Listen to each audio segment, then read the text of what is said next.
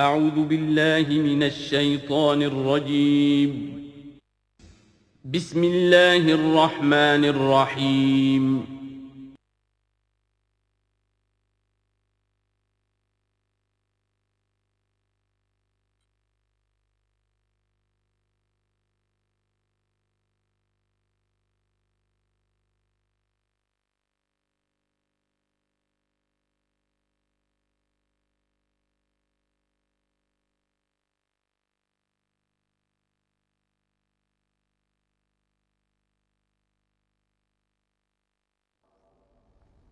الحمد للہ وکفا والصلاة والسلام علی عباده الذین اصطفا خصوصاً علی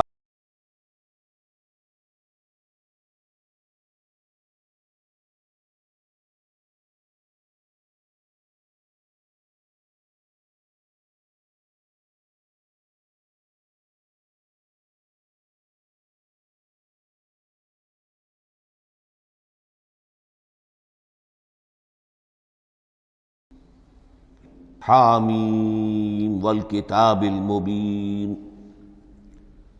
انا جعلناہ قرآنا عربیا لعلکم تعقلون وَإِنَّهُ فِي أُمِّ الْكِتَابِ لَدَيْنَا لَعَلِيٌّ حَكِيمٌ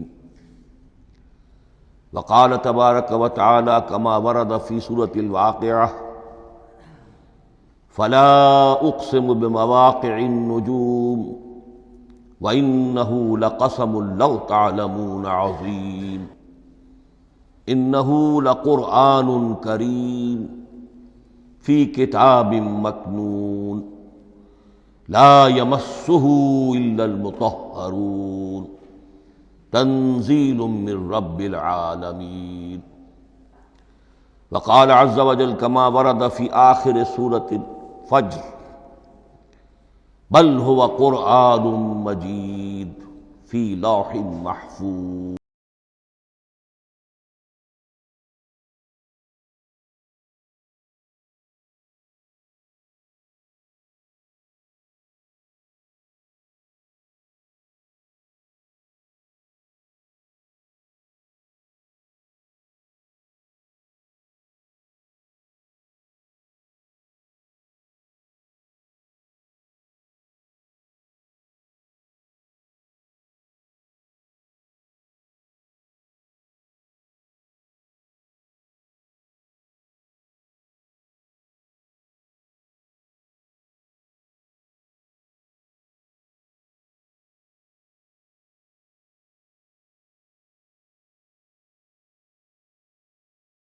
تعارف قرآن کے ضمن میں سب سے پہلی بات جو سمجھنے کی ہے وہ یہ کہ قرآن مجید کے بارے میں ہمارا اجمالی عقیدہ کیا ہے۔ یہ 3 جملوں پر مشتمل ہو سکتا ہے۔ ہمارے نزدیک قرآن اللہ کا کلام ہے جو محمد الرسول اللہ صلی اللہ علیہ وسلم پر نازل ہوا، اور تیسرے یہ کہ یہ مکمل محفوظ شکل میں موجود ہے بنوعاً، اس میں نہ کوئی تحریف ہوئی ہے نہ کوئی تبدیلی ہوئی ہے۔ یہ کم سے کم 3 اجزاء ہیں ہمارے عقیدے کے قرآن مجید کے بارے میں۔ لیکن اب اس کی کچھ علمی توضیحات۔ سب سے پہلے یہ کہ کلام ہونا، اس کا اللہ کا کلام ہونا، اس لیے کہ آپ کے علم میں ہے کہ تورات جو حضرت موسیٰ علیہ السلام کو دی گئی تھی وہ لکھی ہوئی شکل میں پتھر کی تختیوں پر لکھی ہوئی صورت میں دی گئی تھی، اور قرآن مجید کی تنزیل جو محمد رسول اللہ صلی اللہ علیہ وسلم پر ہوئی ہے وہ ایک مختلف صورت میں ہوئی ہے۔ اس کو قرآن مجید خود اللہ کا کلام قرار دیتا ہے۔ چنانچہ سورہ توبہ کی آیت ہے، آیت نمبر 6، وَإِنْ أَحَدٌ مِّنَ الْمُشْرِكِينَ اسْتَجَارَكَ فَأَجِرْهُ حَتَّى يَسْمَعَ كَلَامَ اللَّهِ ثُمَّ أَبْلِغْهُ مَأْمَنَهُ۔ جب ہجرت کے 9ویں سال آخری وارننگ دی گئی تھی مشرکین عرب کو کہ اب صرف تمہیں چند مہینے کی مہلت دی جا رہی ہے، اس دوران میں آخری فیصلہ کر لو اسلام قبول کرنا ہے یا نہیں، اس لیے کہ اس کے بعد مشرکین عرب کے لیے کوئی رعایت نہیں ہوگی، جو لوگ اسلام قبول نہیں کریں گے انہیں تہہ تیغ کر دیا جائے گا۔ فَإِذَا انسَلَخَ الْأَشْهُرُ الْحُرُمُ فَاقْتُلُوا الْمُشْرِكِينَ حَيْثُ وَجَدتُّمُوهُمْ، جب یہ مہلت ختم ہو جائے تو ان مشرکین کا قتل عام کرو۔ اس کی وضاحت پھر جب سورہ توبہ ہم پڑھیں گے تو اس وقت ہوگی، اس وقت یقیناً ذہن میں کچھ اشکالات آئیں گے، لیکن اس وقت اس ضمن میں تفصیلی بحث کا موقع نہیں۔ اب اس میں ایک استثناء رکھا گیا کہ ایک مشرک ہے، وہ چاہتا ہے کہ اتنا بڑا چیلنج جو ہمیں دے دیا گیا تو ہمیں موقع دیا جائے کہ ہم آئیں، آپ کے پاس بیٹھیں، کچھ دن رہیں، اللہ کا کلام سنیں، آپ کیا بات منوانا چاہتے ہیں، اس کے لیے کیا دلائل ہیں، اس کو اچھی طرح سمجھیں، اس کا ہمیں موقع ہونا چاہیے۔ اس کے لیے یہ آیت نازل ہوئی کہ وَإِنْ أَحَدٌ مِّنَ الْمُشْرِكِينَ اسْتَجَارَكَ، اے نبی اگر ان مشرکین میں سے کوئی شخص آپ سے پناہ طلب کرے فَأَجِرْهُ، اسے پناہ دیجئے، حَتَّى يَسْمَعَ كَلَامَ اللَّهِ، یہاں تک کہ وہ اللہ کا کلام سن لے، ثُمَّ أَبْلِغْهُ مَأْمَنًا، پھر یہ بھی نہیں کہ اسی وقت اسے کہا جائے کہ تم مانتے ہو یا نہیں مانتے، نہیں، پھر اسے اس کے امن کے مقام پر پہنچا دو۔ یہ جو آیت ہے اس میں لفظ کلیئر آ گیا کہ قرآن مجید اللہ کا کلام ہے، لیکن اب اسی تل کے اوٹ میں پہاڑ والا مسئلہ ہے، ٹپ آف آئس برگ، اس کے نیچے وہ کتنا بڑا تودا ہوتا ہے۔ کلام جو ہے اللہ تعالیٰ کی صفت ہے، اور یہ بڑا مسئلہ گہرا ہے، اور علم کلام کا ایک بڑا پیچیدہ مسئلہ ہے کہ ذات باری تعالیٰ اور اس کی صفات کے مابین کیا ربط و تعلق ہے۔ آیا صفات ذات کا جز ہیں، جزو لا ینفک ہیں، حصہ ہے، یا کچھ زائد بر ذات ہے، جس کو علامہ اقبال نے ایک جگہ کہا ہے صفات ذات حق، حق سے جدا یا عین ذات۔ یہ ہمارے علم کلام کا ایک بڑا پیچیدہ مسئلہ ہے، لیکن یہ کہ اس میں متکلمین کا جو تقریباً اجماعی فیصلہ ہے وہ دو لفظوں میں آتا، لا عین ولا غیر۔ اللہ کی صفات نہ تو اس کی ذات کا عین ہے نہ اس کی ذات سے غیر ہے، بہت پیچیدہ شکل ہے، اور یہ بھی اس وقت کا میرا موضوع نہیں ہے، میں صرف کسی اور موضوع کے لیے صرف حوالے دے رہا ہوں۔ بہرحال قرآن مجید کا جو تعلق ہے ذات باری تعالیٰ کے ساتھ، وہ اس مسئلے سے بخوبی واضح ہو جاتا ہے کہ چونکہ یہ اللہ تعالیٰ کی صفت ہے، اور صفت کو ہم یہ نہیں کہہ سکتے کہ وہ ذات باری تعالیٰ سے جدا ہے، یہ بھی نہیں کہہ سکتے کہ اس کی ذات کا جزو لا ینفک ہے، کچھ اسی طرح کا تعلق ہے قرآن مجید کا ذات باری تعالیٰ کے ساتھ۔ لیکن یہ مسئلہ قرآن مجید میں خود بیان ہوا، اور سورہ حشر کی آیت میں تو یہ فرمایا گیا، اللہ تعالیٰ نے اپنے اس کلام کی عظمت کو یوں بیان کیا، وہ عظمت کما ہیا، جیسے کہ وہ فی الواقع ہے، اور جس کا کہ گویا کہ پورا ادراک ہمارے لیے اپنی بہت سی محدودیتوں کی وجہ سے ممکن نہیں ہے، لیکن ایک تمثیل کے پیرائے میں سمجھایا، لو انزلنا ھذا القرآن علی جبل لرأیتہ خاشعا متصدعا من خشیۃ اللہ وتلک الامثال نضربها للناس لعلهم یتفکرون۔ اگر ہم نے اس قرآن کو کسی پہاڑ پر اتار دیا ہوتا تو تم دیکھتے کہ وہ دب جاتا اور پھٹ جاتا اللہ کے خوف سے۔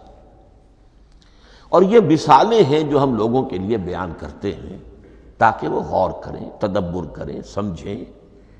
ما لا یدرک کلہ لا یترک کلہ، اگرچہ بتمام و کمال عظمت قرآن کا فہم ان کے لیے ممکن نہیں ہے، لیکن کسی درجے میں تو کچھ انعکاس اس کا ہو جائے، کچھ اندازہ ہو جائے، انسان اپنی ذہنی سطح کے اعتبار سے، اس کی مناسبت سے کسی درجے میں عظمت قرآن کا اندازہ کر لے، تو اللہ تعالیٰ کے ان الفاظ کو سامنے رکھے کہ لو انزلنا ھذا القرآن علی جبل لرأیتہ خاشعا متصدعا من خشیۃ اللہ۔ اب اس آیت کو سمجھنے کے لیے سورہ اعراف کی آیت نمبر 143 کو سمجھنا ہوگا، اسی اصول کے تحت کہ القرآن یفسر بعضہ بعضا، قرآن کا ایک حصہ دوسرے حصے کی تشریح کرتا ہے۔ وہاں یہ واقعہ بیان ہوا ہے کہ حضرت موسیٰ علیہ السلام کو جب اللہ تعالیٰ نے کوہ طور پر طلب فرمایا 30 راتوں کے لیے، جس میں بعد میں 10 کا اضافہ کر کے وہ ایک 40 رات کا ایک کورس بنا، دن رات، اس موقع پر جو مخاطبہ الہی، مکالمہ الہی سے مشرف ہوئے حضرت موسیٰ علیہ السلام، تو ان کی آتش شوق بھڑکی اور انہوں نے بڑی جرأت کر کے یہ درخواست کر دی، رب ارنی انظر الیک، پروردگار مجھے اپنا دیدار بھی عطا فرما، مجھے موقع عنایت فرما، میں تجھے دیکھ سکوں۔ یہ ان کی وہ آتش شوق کا مسئلہ ہے۔ لیکن جواب کیا ملا؟ لن ترانی، تو مجھے ہرگز نہیں دیکھ سکتے، ولیکن انظر الی الجبل فإن استقر مکانہ فسوف ترانی۔ لیکن ظاہر بات ہے کہ حضرت موسیٰ علیہ السلام کو بات سمجھانے کے لیے کچھ مشاہدہ بھی کرانا تھا۔ فرمایا تم مجھے نہیں دیکھ سکتے، البتہ اس سامنے کے پہاڑ پر نگاہ جماؤ، ہم اس پر اپنی ایک تجلی ڈالیں گے۔ یہ اگلی الفاظ کے اندر وضاحت ہے، میں یہاں پہلے سے بیان کر رہا ہوں سمجھانے کے لیے۔ اگر وہ پہاڑ ہماری اس تجلی کو، تجلی کسے کہتے ہیں؟ جلا، روشنی، تو اللہ تعالیٰ کی طرف سے وہ خاص اس کے نور کا جب پرتو ہوتا ہے کسی شے پر تو وہ اس کی تجلی ہے۔ ہم اپنی ایک تجلی اس پہاڑ پر ڈالیں گے، اگر وہ اس کو جھیل جائے، اپنی جگہ کھڑا رہ جائے، تو تم سمجھنا کہ شاید تم بھی ہمیں دیکھ سکو۔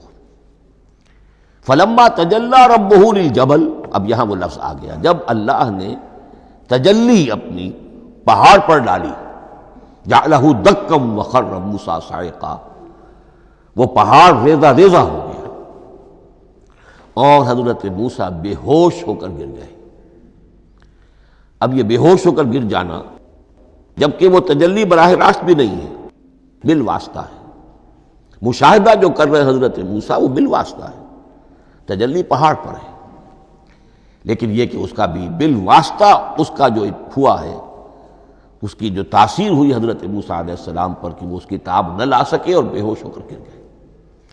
یہاں سے یہ بات سمجھ میں آتی ہے کہ یہ تجلی ذات باری تعالیٰ تھی جس نے کوہ طور کو جلا کر بھسم کر دیا یا ٹکڑے ٹکڑے کر دیا، ریزہ ریزہ کر دیا۔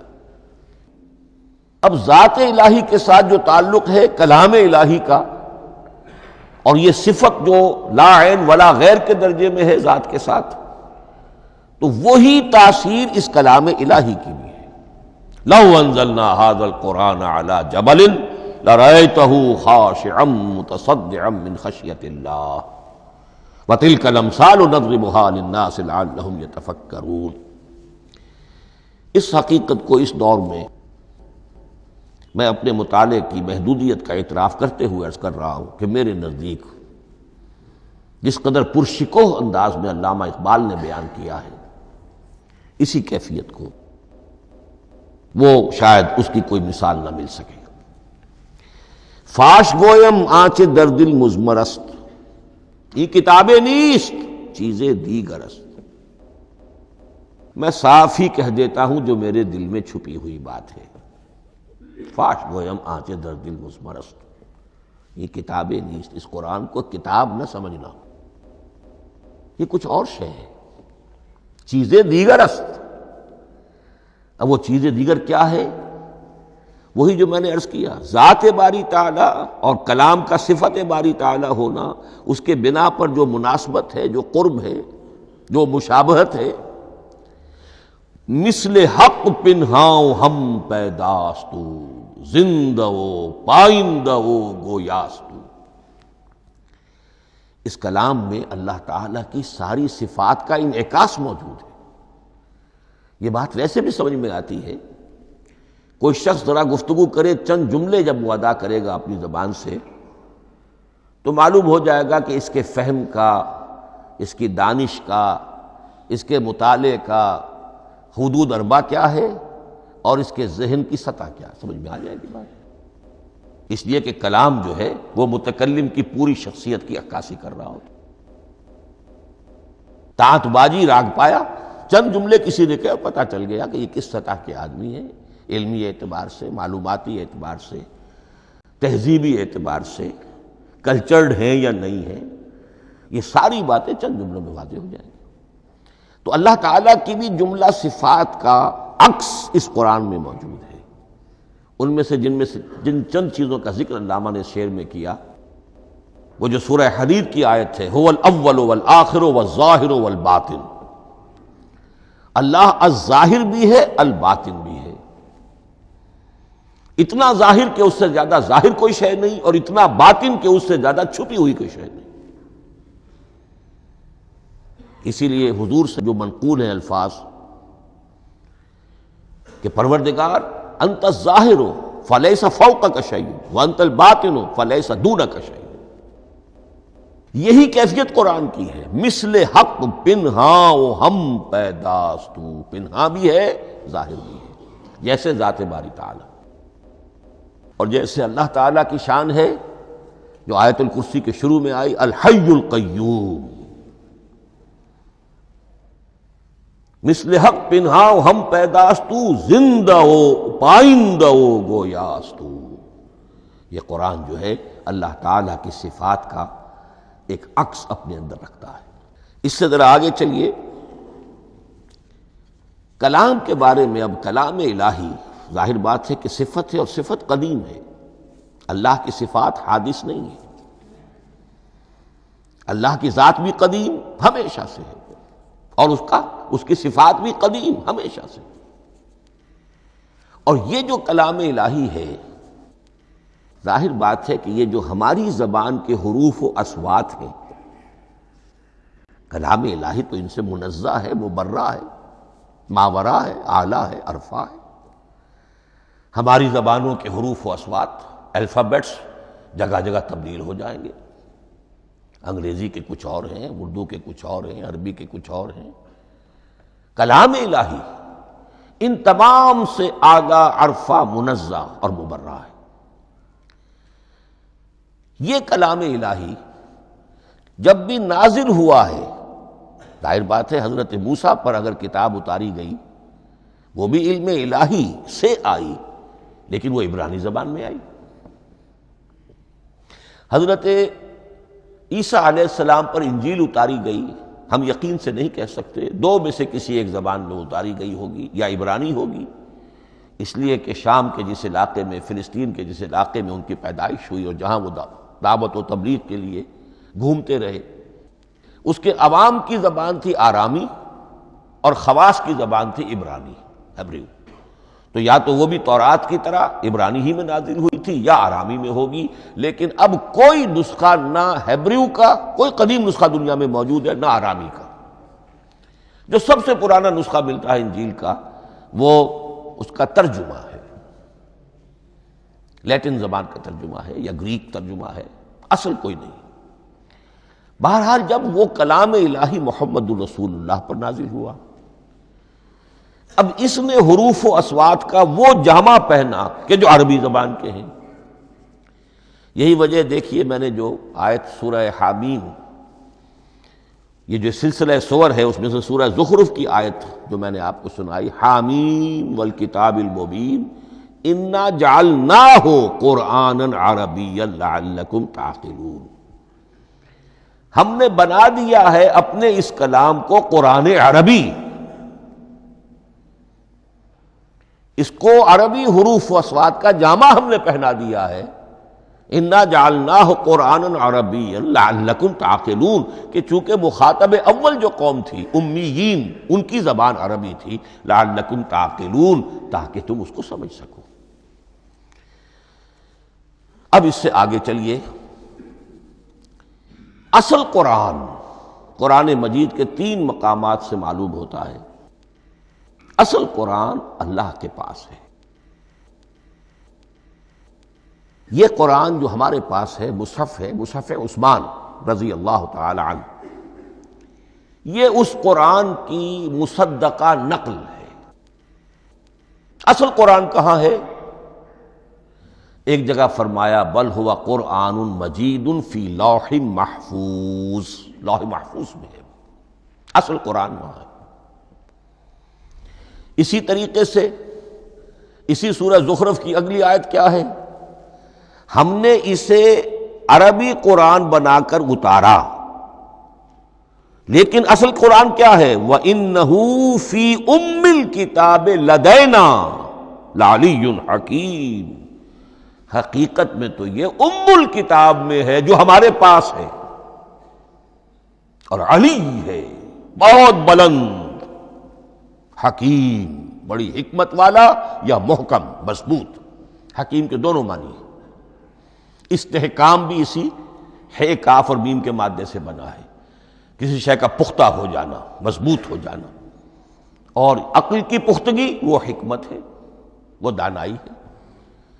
اس اعتبار سے نوٹ کیجئے اصل قرآن کہاں ہے؟ لوح محفوظ میں۔ اصل قرآن کہاں ہے؟ ام الکتاب میں۔ اسی کو کہا گیا ہے ایک اور مقام پر فی صحف مکرمۃ مرفوعۃ مطہرۃ بأیدی سفرۃ کرام بررہ۔ یہ قرآن، اصل قرآن تو بڑے صحیفوں میں، ان صحیفوں میں ہے، ان صفحات میں ہے، ان اوراق میں ہے، جس کی شان کیا ہے؟ مکرمۃ، جن کی انتہائی تعظیم کی جاتی ہے، مطہرۃ، نہایت پاک صحیفے، فی صحف مکرمۃ مرفوعۃ، بلند و بالا، مطہرۃ بِأَیْدِی سَفَرَةٍ کِرَامٍ بَرَرَةٍ، ان فرشتوں کے ہاتھ میں جو بہت باعزت، بہت اونچے درجے کے، ان کے ہاتھوں میں ہے۔ وہ لوگ ہیں کہ جن کی تحویل میں ہے یہ کلام پاک، فی صحف مکرمۃ مرفوعۃ مطہرۃ بِأَیْدِی سَفَرَةٍ کِرَامٍ بَرَرَةٍ۔ اب اسی کو بیان کیا ہے سورہ واقعہ میں، فلا اقسم بمواقع النجوم، تو نہیں، میں قسم کھاتا ہوں ستاروں کے ڈوبنے کی جگہ کی۔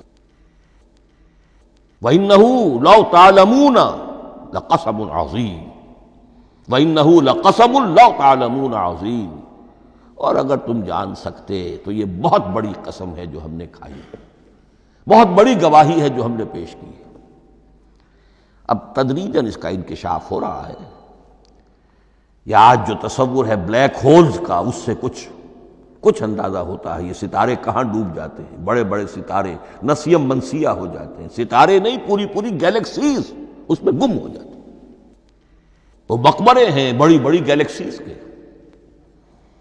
فلا اقسم بمواقع النجوم وانه لقسم لو تعلمون عظیم انه لقرآن کریم، یہ قرآن ہے بہت باعزت، فی کتاب مکنون، اور یہ اس کتاب میں جو چھپی ہوئی ہے۔ یہ لؤلؤ مکنون کا لفظ آتا ہے قرآن مجید میں، جیسے موتی ہوتے ہیں انہیں چھپا کر رکھا جاتا ہے ڈبیوں میں، مخملی ڈبیوں کے اندر موتیوں کو، اسی طریقے سے فی کتاب مکنون، لا یمسہ الا المطہرون، وہ صحیفے بھی بہت مطہرہ تھے اور ان کو چھو نہیں سکتے مگر وہی جو انتہائی پاک ہیں، ملائکہ مقربین، جن کے قریب سے بھی ہو کر معصیت یا گناہ کا کوئی تصور تک نہیں گزر سکتا، وہ ہیں جو اس کو چھوتے ہیں، ان کے ہاتھوں میں ہے، ان کی تحویل میں ہے۔ یہ ہے وہ چیزیں کہ جس سے اندازہ ہوا کہ اصل قرآن کہاں ہے۔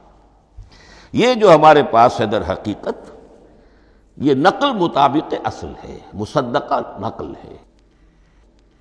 اب اس میں آپ سے عرض کر دوں کہ ایک بہت خوبصورت بات ہمیں جو ملتی ہے، تورات میں جو استثناء، جو صفر استثناء ہے، ڈیوٹرانومی، اس کے 18ویں باب میں 18ویں اور 19ویں آیات جو ہیں اس میں ذکر موجود ہے، میں ان کے لیے انہی کے بھائیوں میں سے تیری مانند ایک نبی برپا کروں گا۔ اللہ تعالیٰ کلام فرما رہے ہیں یہاں حضرت موسیٰ علیہ السلام سے، آج بھی موجود ہے، اولڈ ٹیسٹمنٹ، ڈیوٹرانومی، یا کتاب استثناء سفر استثناء اس کا 18واں باب اس کی 18ویں اور 19ویں آیات، جب چاہیں جا کر دیکھ لیں۔ میں ان کے لیے ان کے بھائیوں ہی میں سے تیری مانند ایک رسول اٹھاؤں گا، میں ان کے لیے انہی کے بھائیوں میں سے تیری مانند ایک نبی برپا کروں گا اور اپنا کلام اس کے منہ میں ڈالوں گا، اور جو کچھ میں اس سے کہوں گا وہی وہ ان سے کہے گا۔ یہ ہے جو پیشین گوئی ہے محمد الرسول اللہ صلی اللہ علیہ وسلم کی۔ اور یہاں وہ فرق واضح کر دیا گیا، اے موسیٰ تم سے تو یا تو ہم نے کلام کیا ہے یا تمہیں جو کتاب دی ہے وہ لکھی ہوئی دی ہے، لیکن جو نبی تیری ہی مانند میں برپا کروں گا۔ اب اس میں بھی نوٹ کرنے کی بات ہے کہ حضرت موسیٰ کے مشابہ نبی اکرم صلی اللہ علیہ وسلم کے سوا کوئی نبی نہیں۔ صاحب کتاب وہ بھی تھے، صاحب کتاب محمد بھی ہیں، صاحب امت وہ بھی تھے، اور صاحب امت محمد رسول اللہ ہے تیری مانند۔ صاحب شریعت، حضرت عیسیٰ صاحب شریعت نہیں تھے، شریعت موسوی ہی کو نافذ کرنے کے لیے آئے تھے۔ ان کی حیثیت دین موسوی کے مجدد کی تھی، ویسے نبی تھے، اللہ کے فضل و کرم سے نبی تھے، اس میں کوئی شک نہیں، رسول تھے، لیکن یہ کہ ان کے کام کی نوعیت کیا تھی، اس لیے کہ کوئی نئی شریعت لے کر نہیں آئے۔ اب بھی انجیل میں الفاظ موجود ہیں، don't think I have come to destroy law, the mosaic law جسے یہ کہتے ہیں، شریعت موسوی، وہ تم پر نافذ رہے گی، تم اس کی پابندی کرو گے، چونکہ صاحب شریعت رسول یا موسیٰ یا محمد صلی اللہ علیہ وسلم علیہ الصلوۃ والسلام۔ تو میں ان کے بھائیوں میں سے، اب بھائی کون ہوں گے؟ ظاہر بات ہے بنی اسرائیل، ان کے کزنز کون ہیں؟ بنی اسماعیل۔ بنی اسرائیلی تو جو بھی نبی ہے وہ انہی میں سے ہے، ان کے بھائیوں میں سے، تو بھائی تو ہوگا، ان کا کزن ہوگا، اب وہ کون ہے؟ بنی اسماعیل۔ تو ان کے بھائیوں میں سے گویا کہ غیر اسرائیلی جو ان کے قریب ترین قرابت دار ہوں گے وہ بنو اسماعیل ہیں۔ تیرے مانند صاحب شریعت نبی میں برپا کروں گا، لیکن اس پر جو میرا کلام اترے گا وہ کس شکل میں اترے گا؟ میں اپنا کلام اس کے منہ میں ڈالوں گا، اور پھر وہ جو کچھ کہے گا وہ وہی کہے گا جو میں نے کہا ہے۔ اب اس کے حوالے سے ایک بہت اہم بات سمجھ لیجئے، اور قرآن مجید کے 2 اہم مقامات کی وضاحت اس سے ہو جائے گی۔ یہ کلام اللہ، قرآن مجید میں اس کو قول جبرائیل بھی کہا گیا ہے۔ کلام اللہ حضرت جبرائیل کے ذریعے سے جب ادا ہوا ہے تو قول جبرائیل ہے، اور پھر جب وہ محمد الرسول اللہ کی زبانی ادا ہوا تو قول رسول ہے، قول محمد ہے صلی اللہ علیہ وسلم۔ یہ قول اللہ بھی ہے، قول جبرائیل بھی ہے، اور قول محمد بھی ہے بیک وقت۔ یہ بات دیکھیے سورۃ تکویر، اذا الشمس کورت، انہ لقول رسول کریم ذی قوت عند ذی العرش مکین مطاع ثم امین وما صاحبکم بمجنون۔ یہ یہاں پر حضرت جبرائیل کا ذکر ہو رہا ہے۔ وما ہوا بقول شیطان الرجیم، محمد تک اس قرآن کو لانے والا تو وہ بلند پائے کا فرشتہ ہے، یہ کوئی شیطان رجیم نہیں ہے، اس لیے کہ مکے والوں نے کہہ دیا تھا ہو سکتا ہے کوئی بدروح آئی ہو محمد پر، اور اس بدروح نے کوئی الٹی سیدھی بات سکھا دی ہو، نہیں۔ انہ لقول رسول کریم، یہاں رسول کریم کون ہے؟ حضرت جبرائیل۔ انہ لقول رسول کریم ذی قوت عند ذی العرش مکین، بڑی قوت والا اور جس کا بڑا اونچا مقام اور مرتبہ ہے عرش والے کے قریب۔ ذی قوت عند ذی العرش مکین مطاع ثم امین، وہ فرشتوں کے مطاع ہیں، فرشتے ان کی اطاعت کرتے ہیں، فرشتوں کے سردار ہیں، اور پھر ساتھ ہی پورے امین ہیں، جبرائیل امین، یہ ہم لفظ استعمال کرتے ہیں۔ اور اس کے بعد آگے جا کے فرمایا وما ہوا بقول شیطان الرجیم، یہ کسی شیطان رجیم کا قول نہیں ہے۔ اب یہاں اس سورہ تکویر میں قرآن کو قول جبرائیل قرار دیا گیا، لیکن سورۃ الحاقہ میں چلیے اس کے آخر میں آتا ہے انہ لقول رسول کریم وما ہوا بقول شاعر قلیلا ما تؤمنون ولا بقول کاہن قلیلا ما تذکرون تنزیل من رب العالمین۔ یہاں اب رسول کریم سے مراد محمد الرسول اللہ صلی اللہ علیہ وسلم۔ یہ کسی شاعر کا قول نہیں ہے، کسی کاہن کا قول نہیں ہے، یعنی جس کے زبانی یہ قرآن لوگوں کے سامنے آ رہا ہے۔ جبرائیل کا قول ہو کر تو محمد پر نازل ہوا صلی اللہ علیہ وسلم، لیکن اب لوگوں کے سامنے وہ قول محمد بن کر آ رہا۔ انہ لقول رسول کریم وما هو بقول شاعر قلیلا ما تؤمنون ولا بقول کاہن قلیلا ما تذکرون تنزیل من رب العالمین۔ تو قرآن مجید کلام اللہ ہے، پھر وہ قول جبرائیل بنا جب جبرائیل نے آ کر محمد کو سنایا، اور پھر وہ قول محمد بنا جب محمد کی زبان مبارک سے لوگوں نے اسے سنا، اہل عرب نے سنا، اور پھر وہ بات پھیلتی چلی گئی۔ اب آخری بحث اس موضوع پر جو ہے وہ یہ ہے، کلام الہی کی 3 صورتیں ہیں جو قرآن مجید میں سورہ شورى کی آیت نمبر 51 میں بیان ہوئی ہے۔ وما كان لبشر ان يكلمه اللہ، کسی بشر، کسی انسان کی یہ حیثیت نہیں ہے، مقام نہیں ہے کہ اللہ اس سے کلام کرے۔ یہ نہیں کہا کہ اللہ کے لیے ممکن نہیں ہے، نہیں، اللہ کے لیے تو ہر شے ممکن ہے، لیکن کسی بشر کا یہ مقام نہیں ہے کہ اللہ اس سے کلام کرے۔ مخلوق ہے، بشر ہے۔ ما کان لبشر ان یکلمہ اللہ الا اب 3 شکلیں آئیں، الا وحیا او من وراء حجاب او یرسل رسولا فیوحی باذنہ ما یشاء انہ علی حکیم۔ 3 صورتیں ہیں کلام الہی کی۔ یا تو براہ راست اللہ وحی کرتا ہے بغیر کسی فرشتے کی درمیان میں ذریعہ بنائے ہوئے، اسی کا نام الہام ہے، اسی کا نام تحدیث ہے۔ یہ غیر نبی کے ساتھ بھی ہوتا ہے۔ حضور نے فرمایا ہر نبی کی امت میں محدث ہوتے تھے جن سے اللہ کلام کرتا تھا، اور میری امت کا محدث عمر ہے رضی اللہ تعالی عنہ۔ محدث، محدث نہیں، محدث کے معنی ہے علم حدیث کا ماہر۔ امام بخاری محدث ہیں، امام مسلم محدث ہیں۔ محدث تحدیث سے مفعول بنا، جس سے بات کی جاتی ہے، محدث۔ اللہ بات کرتا ہے، اللہ دل میں ڈال دیتا ہے، القاء ہو جاتا ہے، الہام ہو جاتا ہے، کوئی فرشتہ درمیان میں نہیں، براہ راست۔ دوسری شکل کلام کی کیا ہے؟ او من وراء حجاب، یہ ہمارے علم کی حد تک صرف حضرت موسیٰ علیہ السلام کی شان ہے، استثنائی شان ہے۔ وَكَلَّمَ اللَّهُ مُوسَىٰ تَكْلِيمًا، اور موسیٰ کے ساتھ تو اللہ نے کلام فرمایا جیسے کہ کلام کیا جاتا ہے۔ فرق کیا تھا؟ من وراء حجاب، پردہ تھا، دیکھ نہیں سکتے تھے، تبھی تو ان کی وہ آتشی شوق بھڑکی تھی۔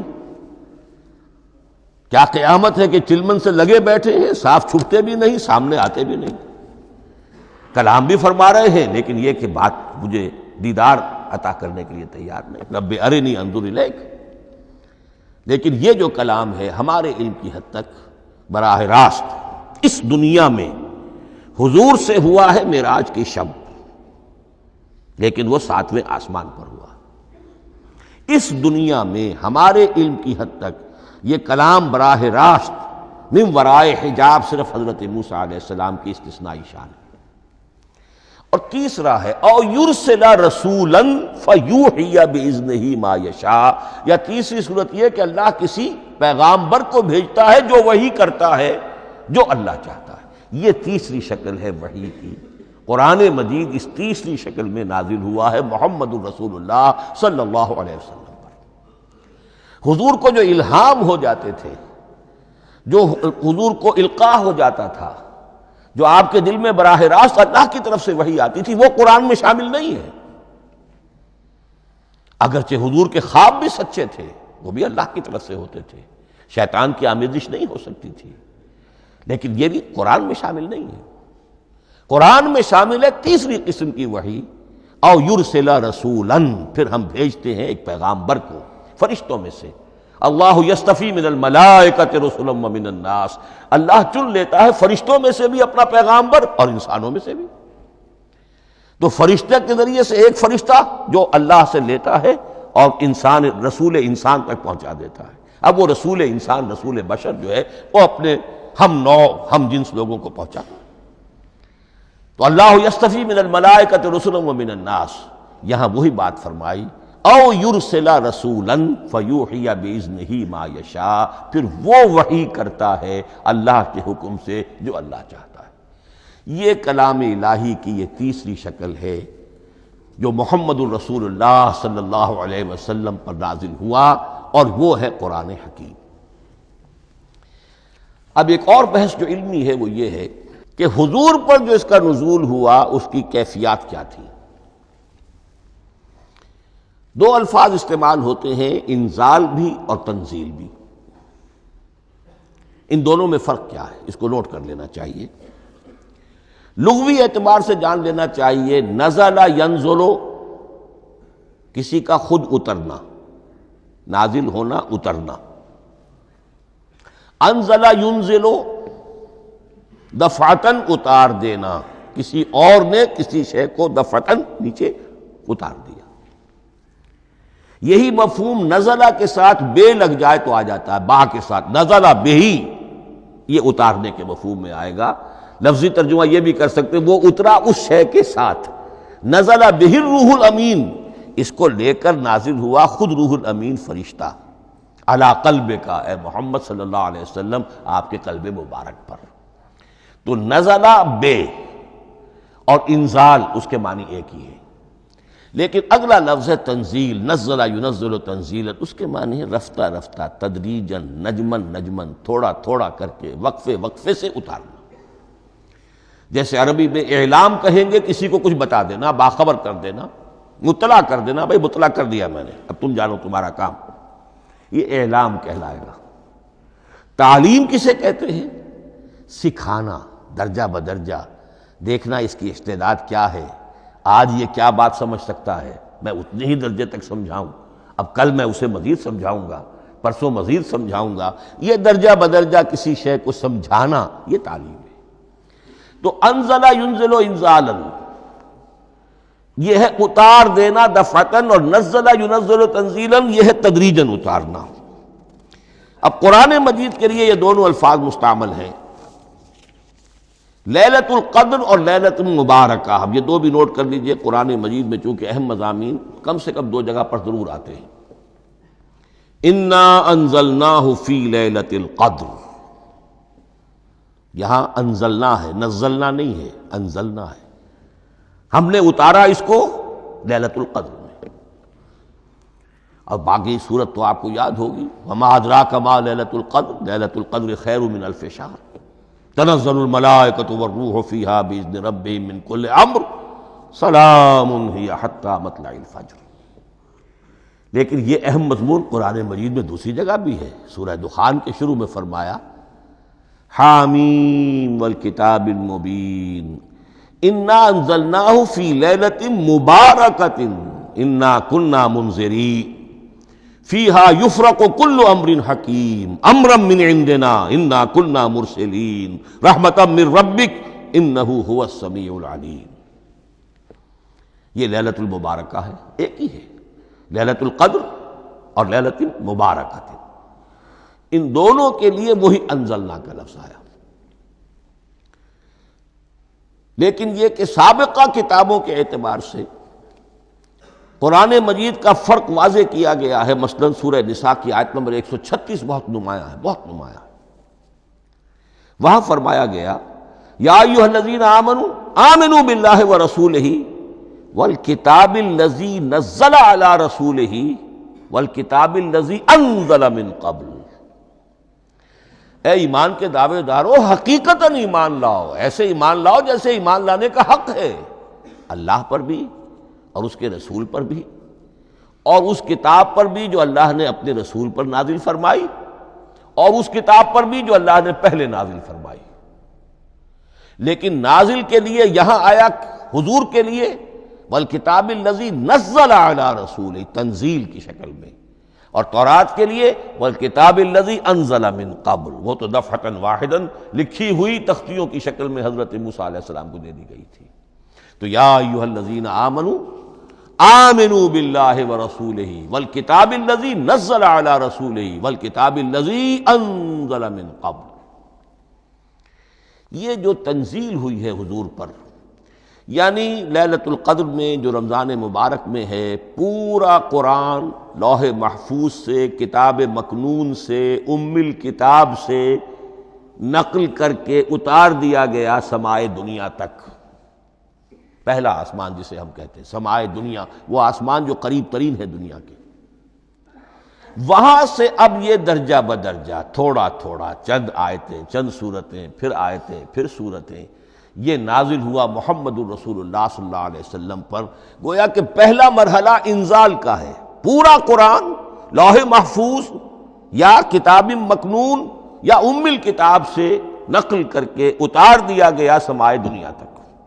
یہ ہے انزل ینزل انزالا، انا انزلناہ فی لیلۃ القدر انا انزلناہ فی لیلۃ مبارکہ۔ لیکن محمد الرسول اللہ پر یہ نازل ہوا اب تھوڑا تھوڑا، نجمن نجمن، درجہ بدرجہ، تدریجاً۔ یہ ہے تنزیل۔ اس تنزیل کی حکمت قرآن مجید میں بیان ہوئی ہے، اور اس اعتبار سے کہ اہل عرب نے، اہل مکہ نے اعتراض کیا تھا کہ یہ پورا قرآن کیوں نہیں محمد ایک ہی مرتبہ پیش کر دیتے صلی اللہ علیہ وسلم۔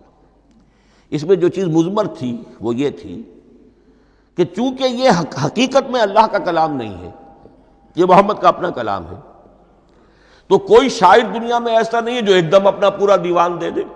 وہ تو ساری عمر میں تھوڑا تھوڑا، آج غزل کہی، کل قصیدہ کہا، پرسوں کچھ اور کہا، پھر وہ جمع ہوتا ہے تو وہ دیوان بنتا ہے۔ اسی طریقے سے تو یہ کر رہے ہیں۔ اگر یہ اللہ کا کلام ہوتا تو بیک وقت آ جاتا۔ یہ تو ذرا محنت کرتے ہیں، کچھ اس کے اندر اس کو اپنی محنت سے کوشش کر کے کچھ موضوع کرتے ہیں، کلمات، الفاظ، اور اس طریقے سے رفتہ رفتہ لے کر آ رہے ہیں۔ اس لیے ان کا اعتراض نقل ہوا ہے۔ وقال الذین کفروا لولا نزل علیہ القرآن جملۃ واحدۃ، انہوں نے کیوں نہیں اترا یہ قرآن پورا کا پورا ایک ہی بار؟ یہ اعتراض تھا۔ اس اعتراض کے جو جوابات دیے گئے ہیں وہ نوٹ کیجئے کہ لوگوں کے حق میں یہ مفید ہے، یہ پورے قرآن کا تحمل ایک وقت میں کر نہیں سکتے۔ یہ پورا قرآن تو ایک ہی مرتبہ اگر پہاڑ پر بھی اتار دیا جاتا تو وہ پھٹ جاتا، دب جاتا۔ وَقُرْآنًا فَرَقْنَاهُ لِتَقْرَأَهُ عَلَى النَّاسِ عَلَى مُكْثٍ وَنَزَّلْنَاهُ تَنزِيلًا، سورہ بنی اسرائیل آیت 106۔ یہ وہ قرآن ہے جس نے ہم نے جس کو ٹکڑے ٹکڑے کر کے، فرق نہ ہو، فرق توڑ دینا، تھوڑا تھوڑا کر کے ہم نے کر دیا، لِتَقْرَأَهُ عَلَى النَّاسِ عَلَى مُكْثٍ، تاکہ آپ اسے پڑھ کر سنائے لوگوں کو وقفے وقفے سے،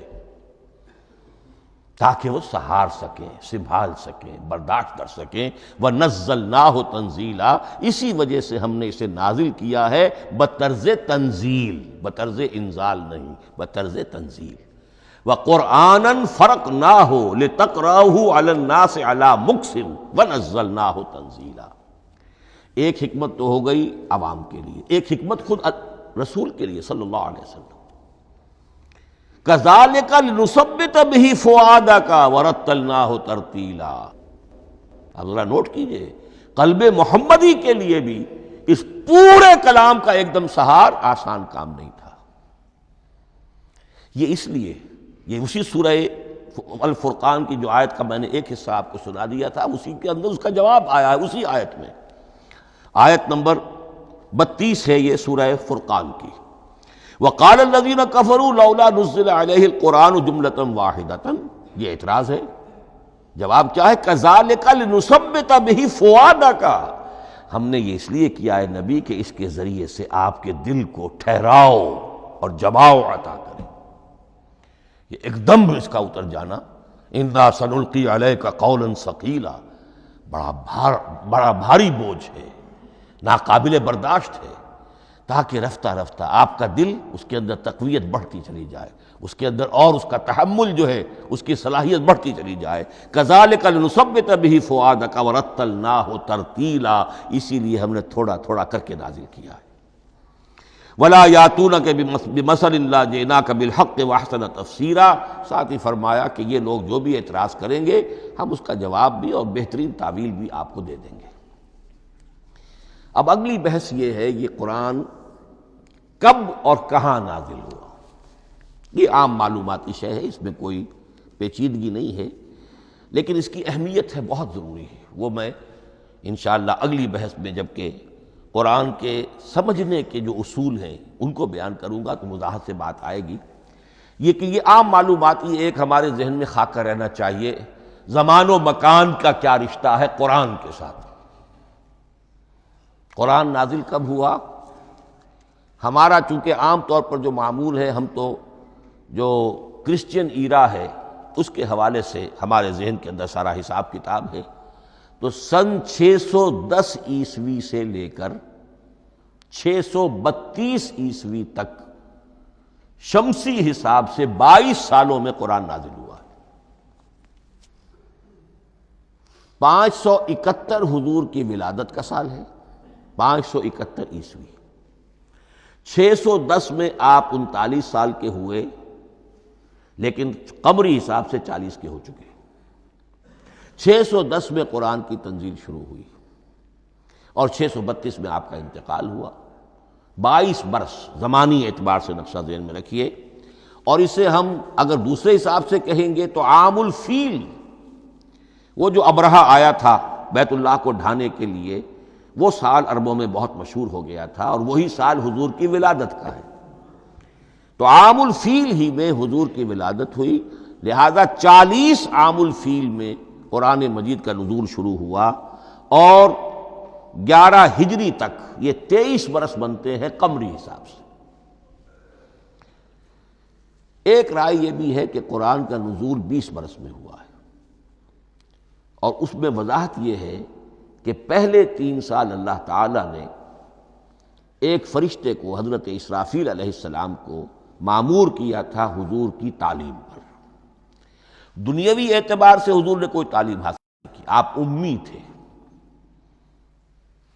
آپ نے دنیاوی اعتبار سے کسی کے سامنے زانو تلمس طے نہیں کیا، کہیں کوئی تعلیم حاصل نہیں کی، کہیں کوئی تحصیل علم نہیں کی، لیکن اللہ تعالیٰ نے علمہ شدید القوا، اللہ تعالیٰ نے جو کچھ انہیں سکھایا ہے، جو علم انہیں عطا کیا ہے، تو ایک روایت یہ ہے کہ 3 برس تک، اور اس کے بعد پھر قرآن نازل ہونا شروع ہوا، تو 20 برس تک قرآن نازل ہوا۔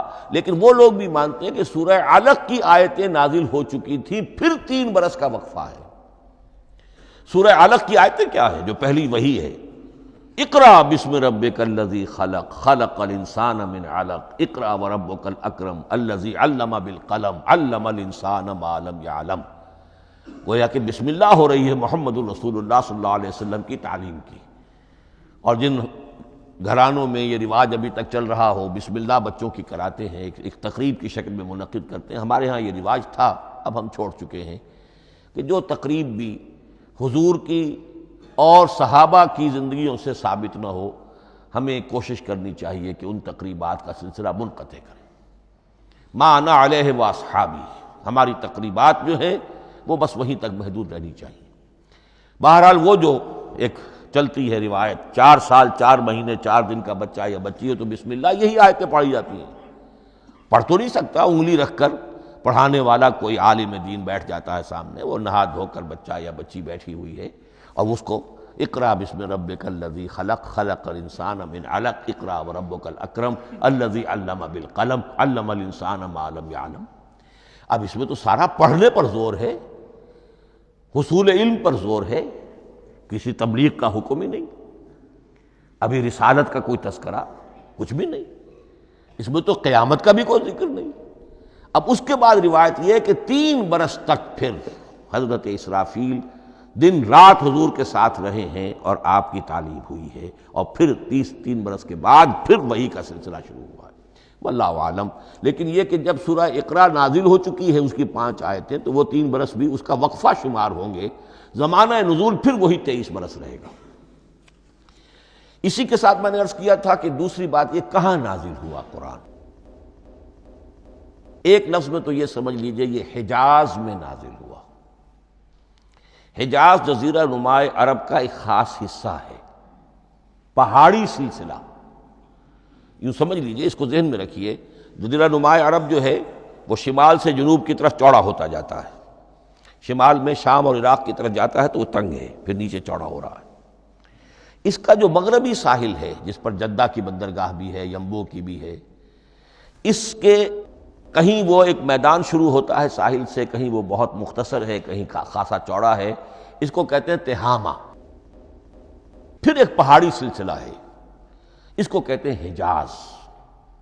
یہ پہاڑی سلسلہ جو ہے اس کے بعد جو ہے وہ نجد کہلاتا ہے، وہ سطح مرتفع ہے، پلیشو۔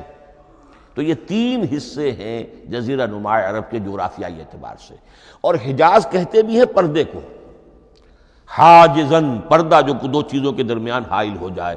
تو یوں سمجھیے کہ یہ فلیٹ ہے نجد کا، اور یہ فلیٹ ہے میدان، یہ ہے تہامہ کا، اور درمیان میں یہ پہاڑی سلسلہ کھڑا ہوا ہے، تو یہ گویا کہ ان دونوں کو جدا کر رہا، یہ حجاز ہے۔ اس حجاز ہی کا شہر مکہ ہے، اس حجاز ہی کا شہر مدینہ ہے، اس حجاز ہی کا شہر طائف ہے، اس حجاز ہی کی آخری ٹپ سمجھ لیجئے تبوک ہے۔ تو حضور صلی اللہ علیہ وسلم کی پوری زندگی آغاز وحی کے بعد سے لے کر وہ اسی علاقے کے اندر، پہلے آپ مکے میں تھے، قرآن مجید کی جو صورتیں اس دور میں نازل ہوئیں یا آیتیں نازل وہ مکیات کہلاتی ہیں۔ پھر آپ نے ہجرت کی، اور ہجرت کر کے جب آپ جا رہے تھے اس دوران میں بھی کچھ قرآن نازل ہوا اثناء ہجرت میں۔ پھر آپ مدینہ تشریف فرما ہوئے، اب وہ ہم کہتے ہیں مدنی قرآن، لیکن مدنی قرآن سارا مدینے میں نازل نہیں ہوا۔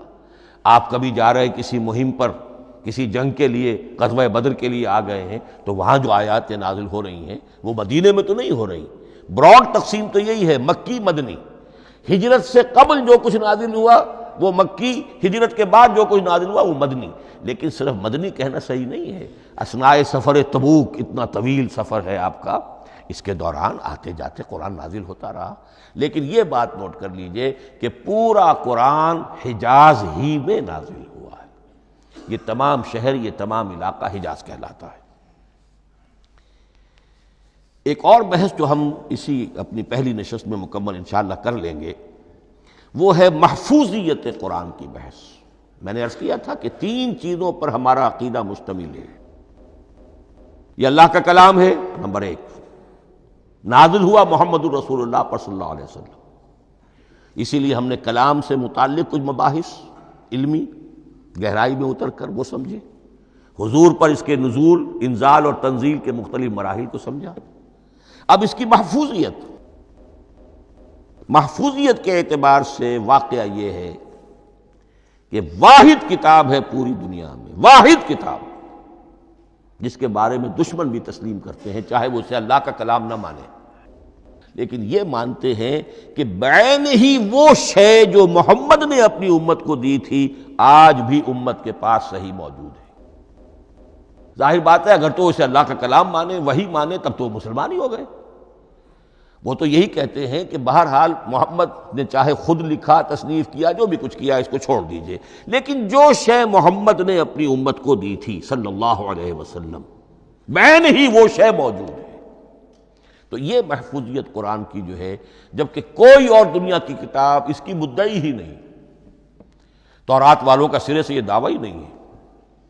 وہ تورات تو گم ہو گئی تھی نبوکدنضر کے حملے کے وقت، اس کے بعد سے دنیا میں تورات کا وجود نہیں ہے، اور پھر 100 برس کے بعد اپنی یادداشتوں سے مرتب کی ہے یہ تورات جو آج ہمارے سامنے ہے۔ انجیل کا جیسا کہ میں عرض کر چکا ہوں، کوئی نسخہ جو ہے نہ عبرانی کا موجود ہے نہ آرامی زبان کا ہے۔ دنیا کی کوئی کتاب نہیں جو دعویٰ کر سکتی ہو۔ یہ قرآن جو شروع ہوتا ہے ذالک الکتاب لا ریب فیہ، یہ دعویٰ دنیا کی کسی اور کتاب نے خود کیا بھی نہیں۔ اس کی بھی جس قدر پرشکوہ الفاظ میں علامہ اقبال نے اس کی ترجمانی کی ہے، انہی کا حصہ ہے۔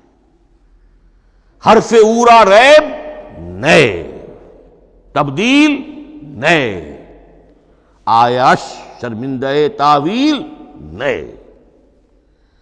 اس قرآن کے کسی حرف میں کوئی تحریف ہو جانا نہیں، امکان ہی نہیں، قطعی طور پر۔ کسی لفظ کا بدل دیا جانا نہیں، حرف اورا ریب نئے، تبدیل نئے۔ اس میں کسی کا شک پر مبنی ہونا نہیں، آیش شرمندہ تعویل نئے، اس کی آیت کوئی بھی ایسی نہیں جسے تروڑا مروڑا جا سکے، یہ اپنی حفاظت خود کرتی ہے۔ لا یاتیہ الباطل من بین یدیہ ولا من خلفہ، حامیم السجدہ کی آیت نمبر 42، اس پر باطل حملہ آور ہو ہی نہیں سکتا۔ انا نحن نزلنا الذکر وانا لہ لحافظون، ہم ہی نے یہ الذکر نازل کیا ہے اور ہم ہی اس کی حفاظت کرنے والے ہیں۔ جہاں تک پہلے ٹکڑے کا تعلق ہے اس آیت مبارکہ کا، اس میں تو تورات بھی آئے گی۔ تورات کس نے نازل کی؟ اللہ نے نازل کی۔ انجیل کس نے نازل کی؟ اللہ نے نازل کی۔ انا انزلنا التوراۃ فیہا ھدی ونور، یہ سورہ مائدہ میں الفاظ ہے۔ انجیل کے بارے میں بھی ہم نے انجیل عطا کی عیسیٰ کو، فیہ ھدی ونور، لیکن یہ کہ انا نحن نزلنا الذکر، اس کو اس قدر تاکید کے ساتھ کہہ کر وَإِنَّا لَهُ لَحَافِظُونَ، اور ہم ہی اس کے محافظ ہیں۔ لیکن اس موضوع پر اہم ترین مقام جو ہے قرآن مجید کا، وہ سورہ قیامہ کی یہ آیات ہے، لا تحرک بہ لسانک لتعجل بہ۔ جب قرآن نازل ہوتا تھا حضور جلدی جلدی زبان کو حرکت دیتے تھے، یاد کر لیں، مبادا کہیں بھول جاؤ، مبادا کوئی لفظ جو ہے تبدیل ہو جائے۔ یہ مشقت جو آپ جھیل رہے تھے، اس سے اللہ نے روک دیا از راہ شفقت اور محبت۔ لا تحرک بہ لسانک لتعجل بہ ان علینا جمعہ وقرآنہ، ہمارے ذمے ہے اس کو جمع کر دینا، آپ کے سینے میں جمع کر دیں گے اس کو۔ اور صرف جمع کرنا نہیں، قرآن، ترتیب۔ قرآن ہوتا ہے پڑھا جاتا ترتیب سے، یعنی ترتیب نزولی، یہ بعد میں ہماری علیحدہ بحث بھی آئے گی کہ ترتیب نزولی اور ہے، ترتیب مصحف اور ہے، یہ ترتیب بھی ہم کروا دیں گے، یہ بھی ہمارے ذمے ہے۔ ان علینا جمعہ وقرآنہ فاذا قرأناہ فاتبع قرآنہ، پھر جب ہم جس ترتیب سے پھر آپ کو پڑھائیں اسی ترتیب کی پیروی کیجیے۔ یہ جو ہے کہ قرآن کا جمع اور تدوین، یہ بھی اللہ تعالیٰ نے اس کی ضمانت لی، اور اس کی ترتیب بھی اللہ تعالیٰ ہی کی ضمانت سے ہے۔ اس اعتبار سے محفوظیت قرآن کے یہ دونوں پہلو ہمارے سامنے رہنے چاہیے۔ بارک اللہ لی ولکم فی القرآن العظیم ونفعنی وإیاکم بالآیات والذکر الحکیم۔